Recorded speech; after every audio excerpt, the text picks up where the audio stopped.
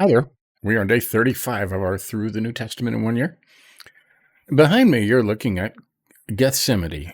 Gethsemane, okay?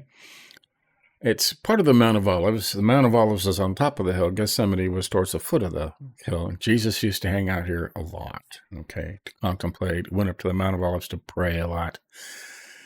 And I thought it was a fitting picture. I mean, why not, since we're studying Jesus, right?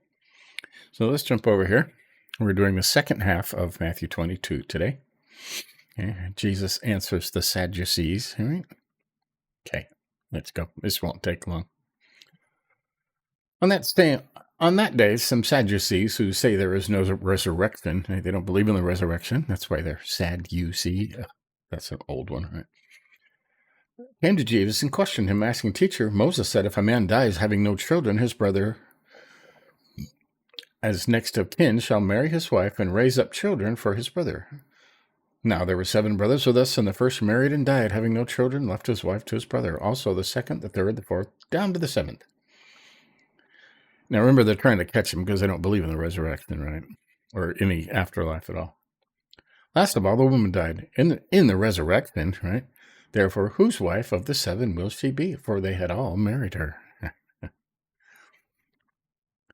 But Jesus answered and said to them, "You are mistaken, not understanding the Scriptures nor the power of God. For the resurrection, they neither marry nor are given in marriage, but are like angels in heaven."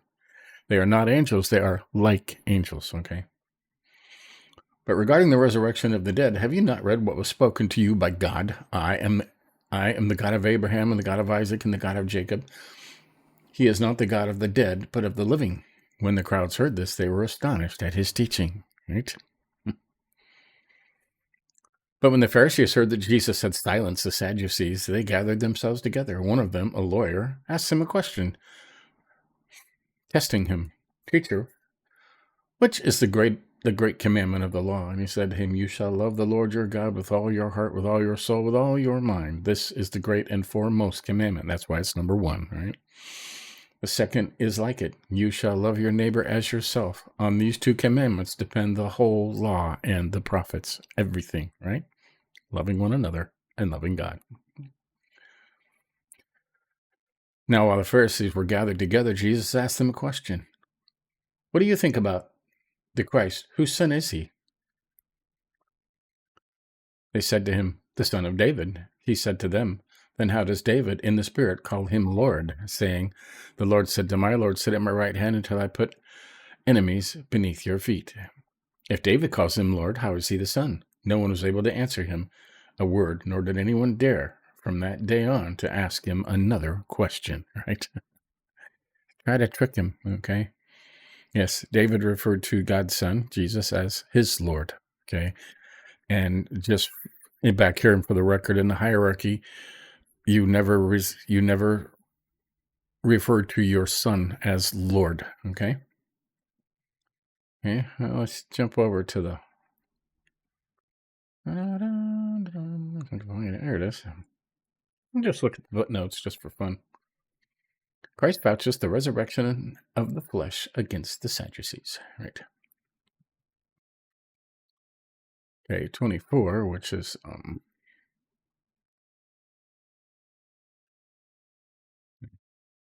under which name are daughters also comprehended, but yet as touching the family and name of a man, because he that left daughters was in no better case than if he had left no children at all, for they were not reckoned in the family. By the name of children are sons understood, right? It's talking about she died leaving no kids, so yeah, what do? She won't be recognized. Okay, verse 30. He said that they shall not that they should be without bodies, for then they should not be men anymore, but they shall be as angels, for they shall neither marry nor be married. Okay.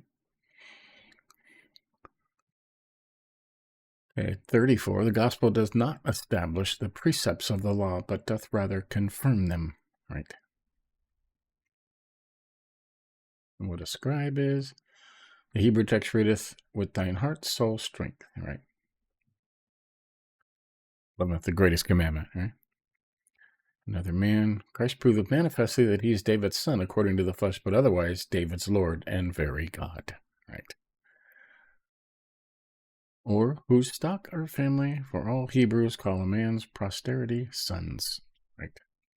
So, there you go. Look, we're only at 5 minutes. So that's today. All right. Let me get back to my New American Standard here. Now we're doing ESV, aren't we? Supposed to be doing the ESV. Huh.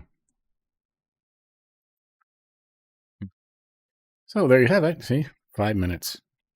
Easy to do. Tomorrow we'll be doing Matthew 23, obviously.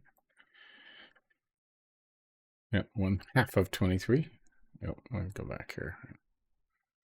Mark this one done. Okay. So there you have it. We will sit here in the Garden of Gethsemane, which is looks like a nice place to hang out. I can hang out here. These are olive trees, of course. The largest crop in Israel then was the olives, right? And olive oil was highly prized. So there you have it. Catch up on any you may missed, or just read the first 22 chapters of Matthew and join us tomorrow. But they're all down there. But until tomorrow, we'll do it again. See ya.